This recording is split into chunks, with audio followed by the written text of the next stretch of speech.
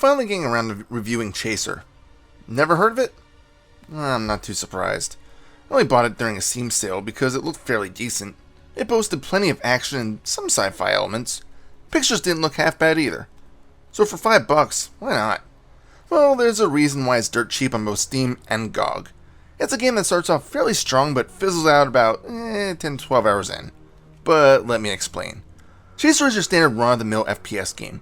You play as a stereotypical amnesiac who wakes up on an operating table with no recollection on who he is or why he's there. To further make the game sound more average, a bunch of soldiers approach his room and start firing. Soon he finds out that his name is John Chaser, and that he's being hunted for some reason. Of course, at the end of the game, Chaser finds out who he is and his role in the game's plot.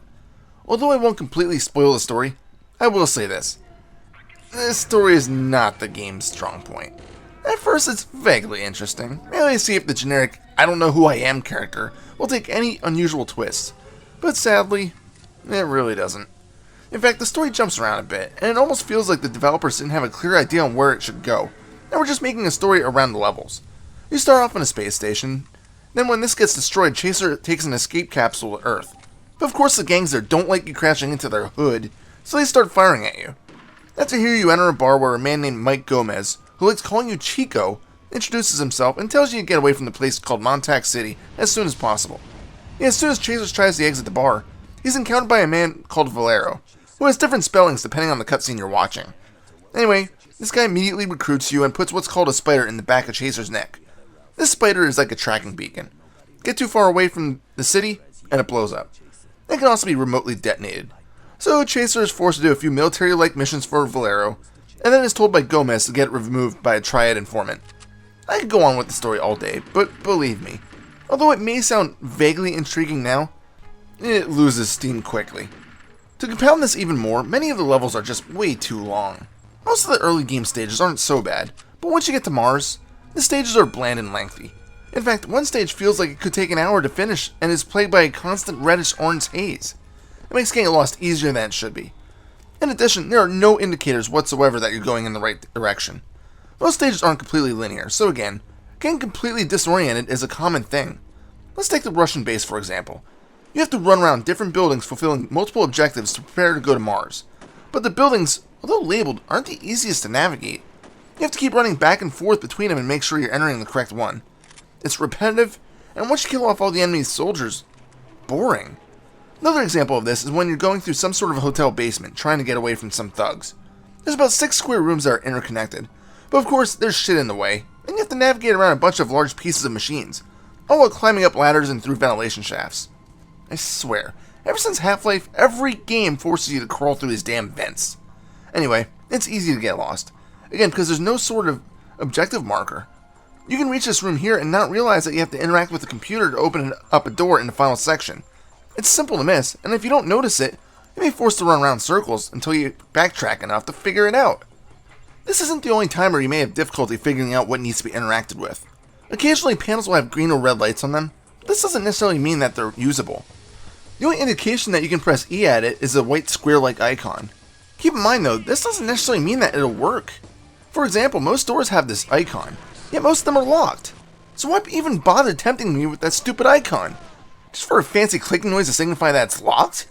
Come on, don't waste my time like that. So the game has a sci-fi element to it. So what kind of cool weapons do you get? Well, they're modern weapons, at least for the most part. That's right, futuristic weapons are nearly non-existent in this game. It's not until the very end where you obtain cool new weapons that fit the theme. But even these file actual bullets. But to give you a simple rundown, you get a P226 pistol, a MAC-10, an AK-74 with a scope, an M4, and a few other realistic guns. Some weapons are more useful than others, as is the norm. The MAC-10 is one of the first automatic weapons you'll find, but it lacks power and accuracy, so it feels like you're wasting more shots than hitting. The AK-74 is great because it carries a sight, but when zoomed in you're limited to firing in single shots. This isn't really a bad thing though, because that way you can actually focus on accuracy. The grenade launcher may seem awesome, but it seems to lack killing power, sometimes forcing several grenades to be fired before an enemy dies. The one interesting thing is that the bullet casing physics are pretty realistic. I noticed this in the second level of the game. I was firing the P226 pistol and noticed the casings bouncing off the wall to my right and hanging left towards me. Pretty neat effect, I must say. In addition, there's very little sci-fi level designs. Sure, you eventually go to Mars and run through a prison, shuttle bays, and the such, but other than that, the game focuses on a more modernized setting. Every once in a while you'll see something that you wouldn't expect, but for a game based in 2044, definitely you expect more futuristic settings, like flying cars and plasma rifles. I guess the developers were thinking more realistically. When you get down to the gameplay, it's your normal run-of-the-mill FPS game. You have about 20 weapons to choose from, each with various pros and cons. Unlike many other FPS games, Chaser opts to lay around armor and health kits instead of a regenerating health bar. You also get a form of bullet time, called Adrenaline Mode. I actually found this by accident by hitting caps lock. It would have been nice to know about this earlier because it's a huge lifesaver at times. It charges fairly slowly, but when full it gives you quite a bit of time in this Adrenaline Mode. And you'll be needing it, because this game is freaking difficult. As long as you have a bit of armor remaining, your health won't drop too badly. However, later in the game, armor doesn't even really seem to help, especially in the final areas where you'll be getting enemy troops firing in addition to ceiling turrets. You'll die within seconds, even at full health and armor. This is even in the easiest difficulty setting. So, there's only one way to combat this and make it at least bearable. Open the game's console and use cheats. I actually mapped an armor and health cheat to 2 macro buttons on my keyboard. There's supposedly a God mode, which I would have used, but it didn't work for me. Oh well. The cool thing with the armor and health cheat is that you can actually put in any amount that you want. I left it at 100, but maybe I should have increased it to 1,000 instead of having to put this cheat in every 10 seconds. Another frustrating part of the game is the truck defense mission. In it, you contract a guy named Kabir to smuggle you onto a ship to Mars. He gets attacked and orders you to protect the truck. The first part of the level is to simply survive a seemingly endless supply of troops. Once this finishes, the truck defense starts, and you'll have to constantly defend it by shooting the enemy thugs before they blow up the truck. It's difficult, but doable. Cheats and Adrenaline Mode make it a bit more bearable, of course.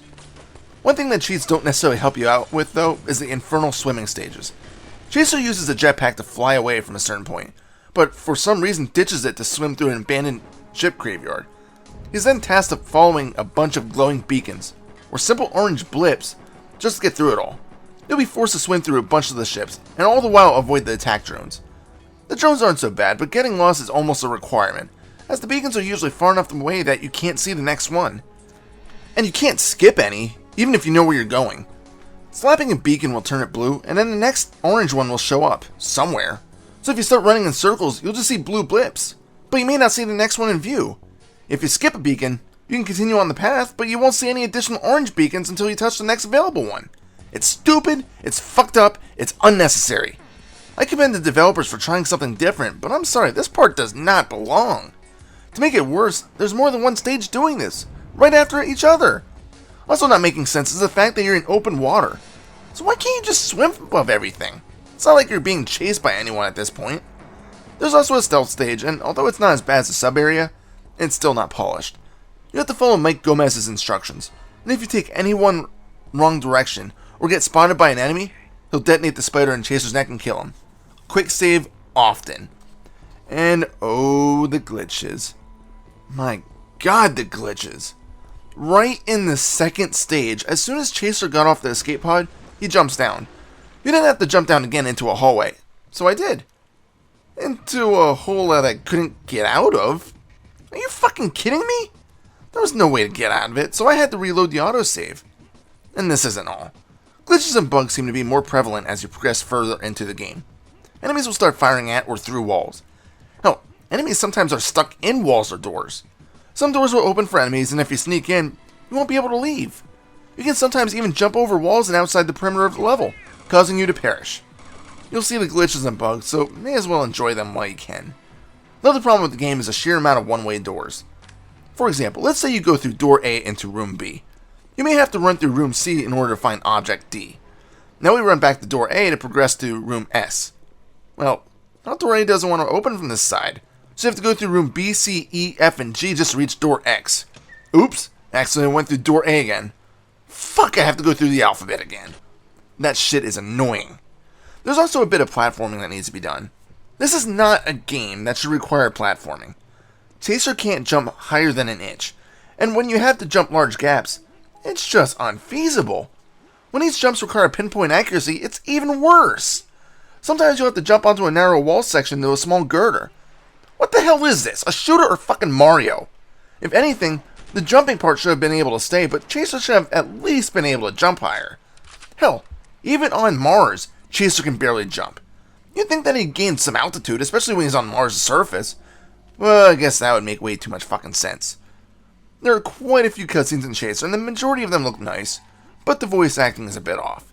Pronunciations are wrong on occasion, although it's not as frequent as games like Bet on Soldier, where the accents are just so overdone it's cringeworthy. The majority of the levels open or close with a cutscene, and there's entire loading sequences done for the larger ones. Again, they look nice, but when you take in the fact that Chaser's story is kinda meh, it's like, why bother watching them? It's like watching a movie you just can't understand. Some of the scenes also drag on for far too long. The very first stage, when leaving the space station, has a closing scene where it shows the station blowing apart, but it's drawn on for far too long. It's like, we get it, move on. One plus is that the game is fairly lengthy, which is unheard of nowadays. It's not uncommon to have a 15 to 20 hour playthrough. Once again though, it feels like the game is way too drawn out. Some stages could have easily been cut. I'm looking at you, swimming fucks. Anyway, after a certain part of the game, where you kill off a certain NPC, the game could have potentially ended. You blast to Mars, and that's all your previous weapons are stripped, and you're forced to use a couple somewhat futuristic ones. It's like, where were these for the rest of the game? Anyway, the whole Mars segment could have easily been polished and released as Chaser 2, because this is where the game really falls apart. Chaser gets caught, meets up with a rebellion leader, and is forced to navigate the prison, but it's all covered in a reddish tint, making it difficult to figure out where the hell you're supposed to be going. Not to mention that walking on the surface of Mars is confusing in itself. The Mars segments are really the biggest problems of the game. Until then, I will admit that Chaser was fun. Difficult? Absolutely, but still fun. The Mars segments, however, are so far detached from the rest of the game that you can't help but wonder if the game's creators were just losing steam and motivation to keep going. Levels were long, boring, and open without any sort of decorations. The final part of the final level was just a large maze. There were a few boss fights prior to Mars, so why not another one to end the game on? Even the ending scenes were boring to watch, although they at least attempted to bring what resembled the story to a close. And that's all I got for Chaser. As negative as I made it sound, please note that I did say it's a fun game. The variety of guns is nice, and the adrenaline mode can be cool to use. It's just that when the game runs out of steam, it's like it's crying to be put out of its misery, but instead the developers at Joewood decided to stick it on life support and keep going. As I said, put the game on easy, enable cheats, and play while your mind is turned off. Just once you get to Mars, feel free to stop, because at that point, I consider that you completed Chaser and moving on to Chaser 2, Don't Play Me. And for $5 in Steam, how could you go wrong? Final score? 6 out of 10. Or if you want to be more accurate, 7 out of 10 for Chaser, and 5 out of 10 for Chaser 2. This is Reaper, facebook.com/ReapersReviews. Happy fragging.